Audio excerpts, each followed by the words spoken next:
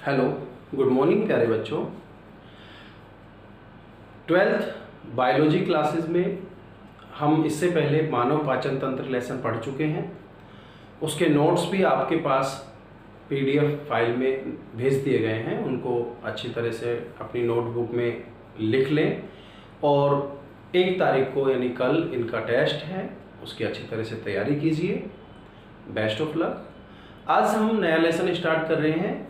Lesson number 1, जीवों में जनन यानी रिप्रोडक्शन इन ऑर्गेनिज्म। ये जो लेसन है इसको शुरू करने से पहले यानी डायरेक्ट हम प्रजनन की बात करने से पहले प्रजनन की रूपरेखा तैयार करते हैं। यानी सबसे पहले हम बात करते हैं कि जीवन यानी लाइफ क्या है।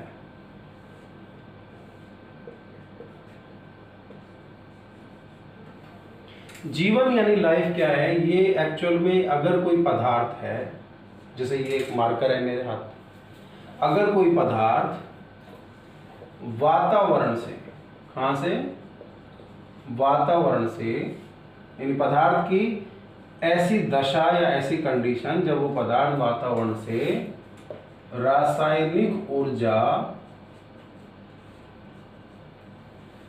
लेकर और जैविक क्रियाएं करने लग जाए यानी संपन्न करने लग जाए, तो उस स्थिति को या उस दशा को हम कहेंगे जीवन। यानी मार्कर में अगर ये जैविक क्रियाएं, श्वसन, पाचन, उत्सर्जन ये शुरू हो जाए तो हम कहेंगे इसमें जीवन आ गया, लाइफ आ गई। और इस पदार्थ को सजीव कहेंगे। पदार्थ को तो क्या कहेंगे, सजीव कहेंगे, लेकिन उन क्रियाओं की शुरू होने को क्या बोलेंगे, जीवन बोलेंगे। ठीक है, तो जीवन यानी किसी पदार्थ के संगठन की वह दशा जिसमें वो वातावरण से रासायनिक ऊर्जा लेकर जैविक क्रियाएं संपन्न करता है, उसे हम जीवन कहते हैं। और प्रत्येक जीव का एक निश्चित जीवन काल यानी कि लाइफ स्पैन भी होता है। जीवन काल क्या है, उस जीव का जन्म से लेकर उसकी प्राकृतिक मृत्यु, जन्म से लेकर प्राकृतिक मृत्यु तक के बीच की जो अवधि है उस अवधि को बोलते हैं जीवन काल। और ये जो जीवन काल यानी जो अवधि है वो प्रत्येक जीव में होती है निश्चित। जैसे हम बात करें मनुष्य में जीवन काल निश्चित है 60 से 100 वर्ष, यानी उसका जीवन काल 60 से लेकर 100 वर्ष के बीच में कुछ भी हो सकता है। कुछ अपवाद स्वरूप 100 से ज्यादा वर्ष के भी हो सकते हैं, 60 से कम वर्ष के रह सकते हैं। लेकिन प्राकृतिक मृत्यु यानी कोई एक्सीडेंटल या कोई बीमारी से मृत्यु नहीं, नेचुरली वो वृद्ध होकर और फिर उसकी मृत्यु हो, उसको प्राकृतिक मृत्यु कहते हैं। तो जीव का जीवन काल निश्चित होता है और इसका आकार से कोई लेना देना नहीं होता। जैसे कबूतर, तोता, मैना, कौवा, इन सब का जीवन काल अलग होता है, जबकि इनका साइज एक समान होता है। तो जीवन काल निश्चित होता है। ठीक है, अब हमारा जो मुख्य टॉपिक हम पढ़ रहे हैं प्रजनन यानी रिप्रोडक्शन की बात करते हैं।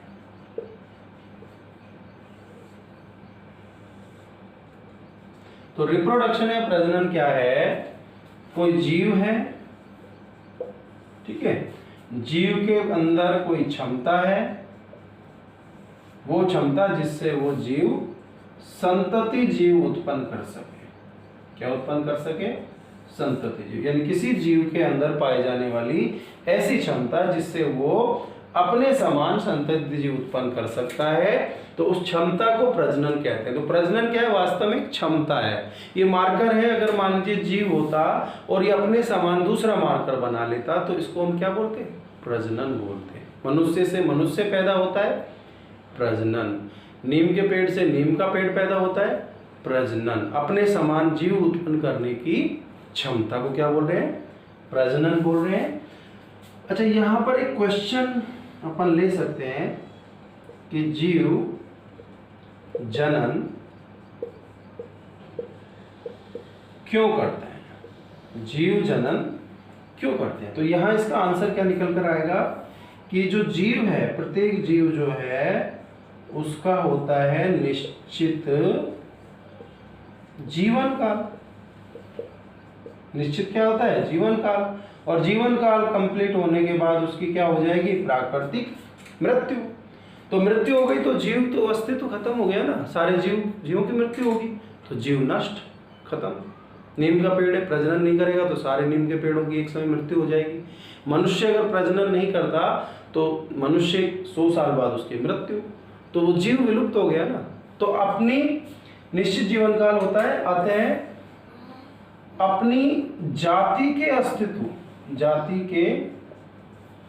अस्तित्व को बनाए रखने के लिए जीव क्या करता है? जन्म करता है। ध्यान रखेंगे तो जीव जन्म क्यों करता है? क्योंकि प्रत्येक जीव का निश्चित जीवन काल होता है, अतः अपनी जाति के अस्तित्व को बनाए रखने के लिए जीव जनन करता है। तो ये जीव जन्म क्यों करता है? क्योंकि प्रत्येक जीव का निश्चित जीवन काल होता है, इसके बाद उसकी मृत्यु होनी है। तो अपनी जाति के अस्तित्व को बनाए रखने के लिए जीव जन्म करता है। ये क्वेश्चन का आंसर आ गया। प्रजनन यानी कि जीवों में पाई जाने वाली वो क्षमता जिससे वो अपने समान संतति जीव उत्पन्न कर सकते हैं और अपनी जाति के अस्तित्व को बनाए रखते हैं। जीवन काल निश्चित होता है, मनुष्य का 60 से 100 वर्ष होता है। जीवन काल यानी जन्म से लेकर प्राकृतिक मृत्यु के बीच की अवधि। जीवन क्या है? पदार्थ के संगठन की वो दशा जिसमें वो वातावरण से रासायनिक ऊर्जा लेकर जैविक क्रियाएं संपन्न करता है। ठीक है, तो अब हम अपने लेसन में आगे बढ़ रहे हैं, यानी हम आ चुके हैं प्रजनन यानी रिप्रोडक्शन पर। प्रजनन यानी रिप्रोडक्शन क्या होता है? अपने समान संतति जीव उत्पन्न करने की क्षमता। एक्चुअल में रिप्रोडक्शन को हम 2 भागों में बांटते हैं। एक होता है अलैंगिक जनन,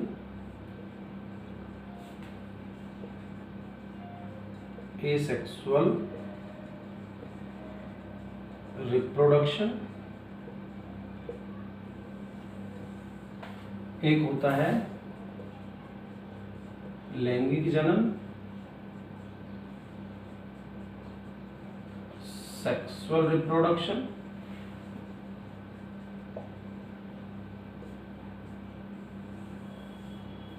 ठीक है, तो दोनों में अंतर देखते हैं। अलैंगिक जनन का एक नाम और है एपोमिक्सिस। एपो का मतलब होता है अवे फ्रॉम और मिक्सिस का मतलब होता है मिक्सिस यानी फ्यूजन। फ्यूजन यानी संयोग। ठीक है, और एपो का मतलब हो गया बिना। तो बिना संयोग अगर इसको कंबाइन करके लिख दें कि बिना संयोग से अगर कोई संतति जीव उत्पन्न होता है, बिना संयोग, थोड़ा और अच्छा इसको बनाना चाहें तो बिना अर्धसूत्री विभाजन और ऐड कर दो, यानी कि बिना संयोग या बिना अर्धसूत्री विभाजन व बिना संयोग, बिना संलयन, बिना निषेचन। संयोग को हम संलयन भी बोल सकते हैं, निषेचन भी बोल सकते हैं। तो शुरुआत में हम देख सकते हैं बिना संयोग किए ही अगर कोई संतति जीव उत्पन्न होता है तो उसको अलैंगिक जनन कहते हैं। बिना अर्धसूत्री विभाजन, बिना संयोग के अगर कोई संतति जीव उत्पन्न होता है तो क्या बोलेंगे? उसको अलैंगिक जनन बोलेंगे। ठीक है, ये कोई जीव है माना और इस जीव से ये 2 जीव बन जाते हैं, कहीं पर कोई संयोग हुआ नहीं हुआ। तो बिना संयोग के ही अगर संतति जीव बनते हैं तो उसको क्या बोलेंगे? अलैंगिक जनन। लेकिन मान लीजिए ये 2 जीव हैं, ये मिलते हैं और इनके मिलने से नया जीव बन जाता है, तो यहाँ पर क्या हो रहा है? संयोग हो रहा है। इसलिए ये जो सेकंड है इसको बोलते हैं एम्फीमेसिस। मिक्सिस यानी कि संयोग। अगर संयोग से संतति जीव बनता है, कौन बनता है? संतति जीव। यानी हम कह सकते हैं अगर अर्धसूत्री विभाजन और संयोग से नया जीव बनता है तो उसे हम क्या बोलेंगे? लैंगिक जनन। तो प्यारे बच्चों, ये जो जनन है इसकी शुरुआत जो हमने की, जनन क्या होता है, जीव जनन क्यों करते हैं, जनन कितने प्रकार के होते हैं, अलैंगिक जनन का अर्थ क्या है, लैंगिक जनन का अर्थ क्या है, वो आपको समझ में आ गया होगा। फिर भी हम इसको अगली क्लास में और अच्छी तरह से इसको डिस्क्राइब करेंगे। तो आपका काम है सिर्फ अपनी पढ़ाई को जारी रखें, क्योंकि विषम परिस्थितियां हैं आपके सामने भी। ऑफलाइन क्लासेज अभी नहीं चालू हो रही हैं, ऑनलाइन चल रही हैं। तो इस विषम परिस्थिति यानी इस परीक्षा की घड़ी में आपको इसका सामना करना है, हम सबको सामना करना है, ज़्यादा मेहनत करनी है, सुरक्षा और स्वास्थ्य का ध्यान भी रखना है। तो घरों में ही सुरक्षित रहते हुए अपनी पढ़ाई को जारी रखिए। Be safe, stay home.